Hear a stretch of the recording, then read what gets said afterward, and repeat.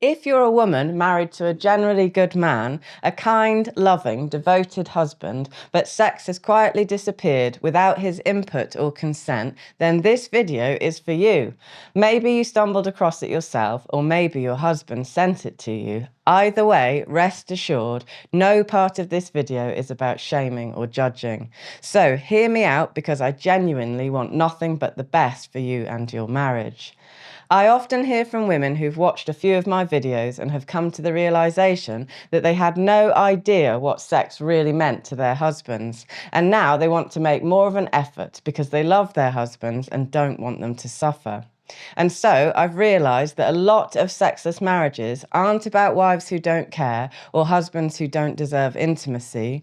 They often result from harmful cultural lies about male sexuality and what sex represents in a loving marriage. These lies are so pervasive, so embedded in our culture that you probably don't even realise you believe them. But I'm convinced they're destroying countless marriages from the inside out. So, in this video, I'm going to debunk the 5 biggest lies you've been told about men and sex in marriage. I'm confident that you, like many other women I hear from, might begin to see your husband in a different light and start a new and exciting chapter in your marriage. Hi, I'm Laura, a relationship therapist and coach. I help couples build relationships that feel alive and fulfilling. If you're new to the channel, welcome. First, a quick disclaimer. This video isn't for those dealing with trauma, abuse, coercion, or physical pain during sex. Here, we're focusing on consensual sexual willingness in generally loving marriages and the cultural narratives that hinder it. Okay, let's get straight into it. Here are the 5 biggest lies about men and sex that are harmful to marriage. Lie number 1, male sexuality is predatory. Many women have been taught that male sexuality is inherently predatory, that male desire is self-serving, shallow, or even dangerous, something that needs to be managed, controlled, or avoided entirely. And yes, there are bad men out there like there are bad women, but we screened those out in the opening sentence, so you obviously didn't marry one. The point is, you may have grown up hearing phrases like, men only want one thing, or men are dangerous. And so, when your husband reaches for you, you might instinctively pull away. Instead of seeing a man who wants to connect, who finds you attractive and is craving closeness, you see someone pressuring you or trying to take something from you. Nothing could be further from the truth. Research consistently shows that for many men, sexual intimacy is deeply tied to emotional closeness. They're woven together like space and time. When he reaches for you sexually, he's not just wanting sex, he's craving tenderness, closeness, and affection, to feel accepted in vulnerability and love, all the things he's been taught men aren't supposed to need. So when sex disappears, your husband doesn't think, my wife has lost interest, oh well, he thinks, my wife doesn't want me anymore. Lie number 2, sex is a want, not a need. This lie sounds logical enough. Sex is a want, not a need. Nobody died from not having sex. So when your husband says he's suffering, it's easy to dismiss him as dramatic or needy. He just wants an orgasm. No big deal. He's got a hand, right? This, ladies, I'm afraid, is nonsense. Just because sex isn't a survival need doesn't mean it's not a legitimate emotional need, as valid as conversation, trust, or loyalty. A need, by definition, is something you can't be okay without, and the research is pretty clear that involuntarily going without sex has very real, measurable consequences. For him, it means increased depression and anxiety, loss of confidence, feelings of rejection and low self-worth, higher stress, poorer sleep, and defensive emotional withdrawal. He doesn't experience a lack of sex, he experiences a lack of love.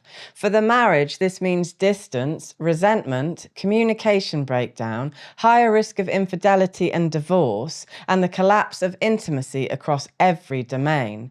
Because in my experience, it's rarely just sex that vanishes. Hugging, kissing, and hand-holding disappear too, as every touch becomes loaded with tension. Will it lead to sex? Will it lead to rejection? Eventually, all physical affection dies, leaving you both as touch-starved roommates. From my time working with countless couples, I can assure you sex is not a trivial want, and the research backs this up. It's one of the deepest, most profound bonding mechanisms in a marriage, and it deserves to be understood that way. Lie number 3, male desire is coercion. Many women have been taught to interpret their husband's sexual desire as pressure, his frustration as coercion, and his request to talk about sex as a threat to their safety. This is consent language, which has saturated culture in recent years, and for good reason, I'm not disputing that. But it's all too easy to lean on consent language as a shield when sex, for whatever reason, feels too challenging. This is not what consent language was designed for. It's here to help you identify force, manipulation, and genuine danger, not to negatively frame or dismiss legitimate emotional needs. So let's separate the two here clearly. Real coercion is threats, manipulation, punishment for saying no, or using fear or force. Saying I miss you, I feel rejected, or I can't live like this anymore is not coercion. It's vulnerability, and it takes courage to express it. You're obviously allowed to say no to sex, but he also has every right to express disappointment and suffering without being labelled with abuse terminology. Of course, you also have the option to start saying a heartfelt and fully consenting yes if you'd prefer a more cohesive, engaged, and satisfying marriage for both of you. Lie number 4, obligation is oppression. Let's talk about that word for a second. Obligation. The definition is something by which a person is bound to do certain things, arising out of a sense of duty or from custom, relationship, or law. What often gets lost is that obligation doesn't have to mean forcing yourself to do something that you don't want to do. It can also describe the inner pull to act in line with moral standards you value.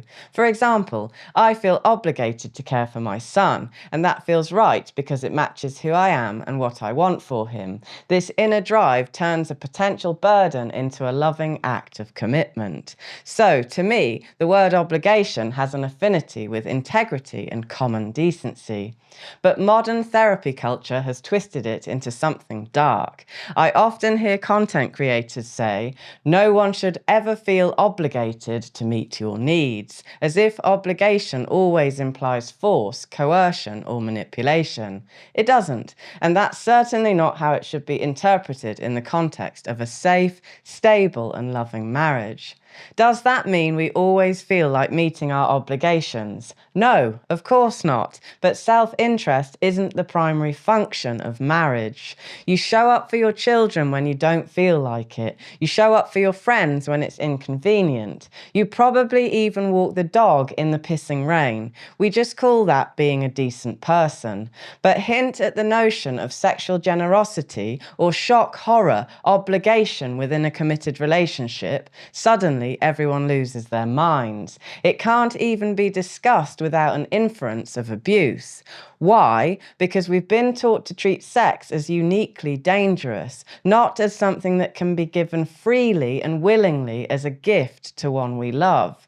Research calls this sexual communal strength, being motivated to meet your partner's sexual needs, and studies consistently show it's associated with higher relationship satisfaction for both sexes.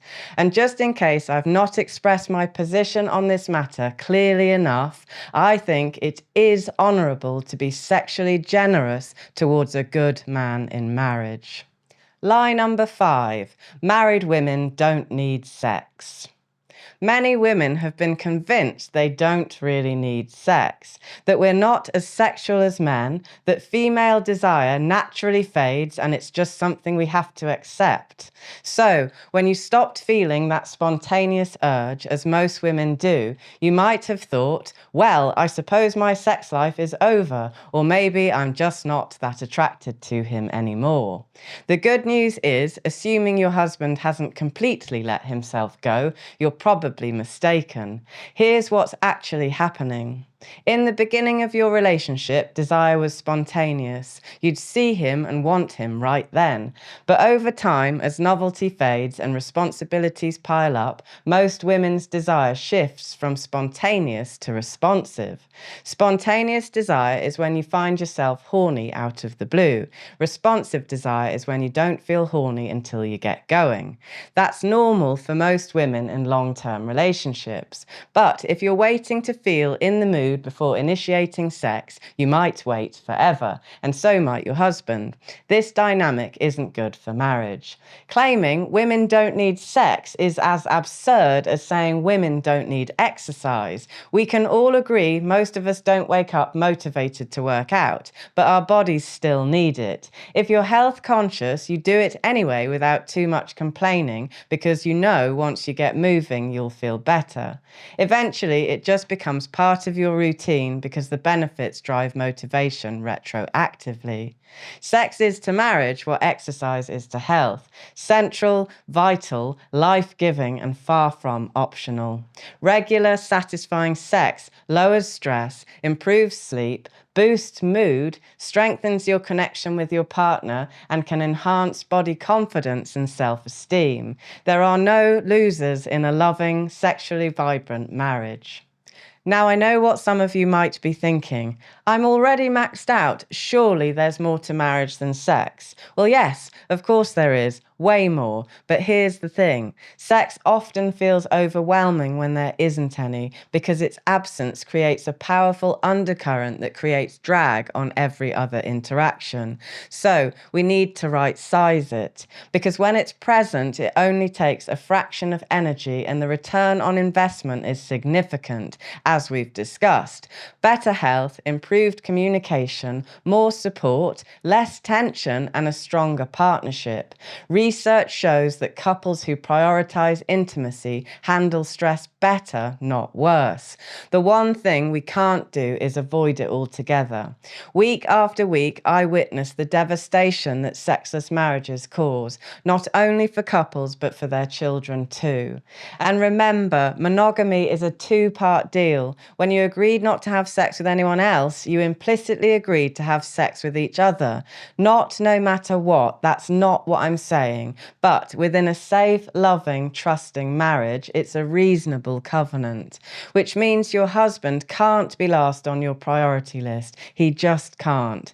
And I'd say the same to him about you and your needs if he were here.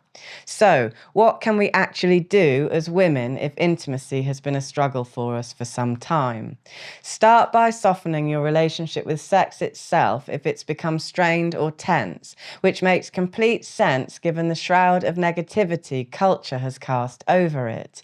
We've become so consumed with consent language, what is and isn't coercion, and second-guessing our husband's motivations that sex now feels like something to fear. It doesn't have to be this way. With a positive shift in mindset, sex with your husband, instead of feeling like a chore, will begin to feel warm, playful, connecting, and, dare I say it, fun. And if your husband's been irritable or distant lately, it's probably down to frustration, not contempt. So maybe give him some leeway here. When intimacy returns, his warmth will probably return too. Commit to making intimacy with your husband an intentional choice, your choice. You don't need perfect sex, that's just movie nonsense. This is about connection, not performance. Just lie down together and see if you can learn to relax. In my experience, this is a profound practice and one that I've come to see as incredibly meaningful to me. Let him take the lead if that feels easier. You can say yes, no, stop, keep going, can we take a break, or whatever you need. And if you need to start by simply lying together without going further, that's fine. Your husband will be thrilled to reconnect with you, his wonderful wife, because contrary to another common misconception, it's not just sex he wants, it's you. Now, does this mean it'll be easy from day one? No, probably not. Sex isn't as straightforward for women as it is for men. Many of us, including me, have struggles with body image, low confidence, or anxiety around the vulnerability that sex requires. But in a loving marriage, these hurdles are surmountable with your husband's reassurance every step of the way. If you need some support, you can reach out to me or my team via the link in the description and we'll be happy to help.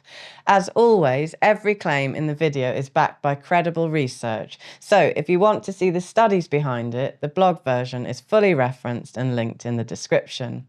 If this video has left you with questions, join my live stream Q&A with Dr. Psych Mom on Friday, December 5th at 11 a.m. Eastern Time. We're taking questions on love, sex, marriage, and whatever else you throw at us. It'll be fun and I'd love to see you there. Click the thumbnail here to get notified. I hope this helped. Please share your thoughts in the comments and subscribe for more conversations like this. I'll see you next week. In the meantime, to yourself and to others, tell the truth.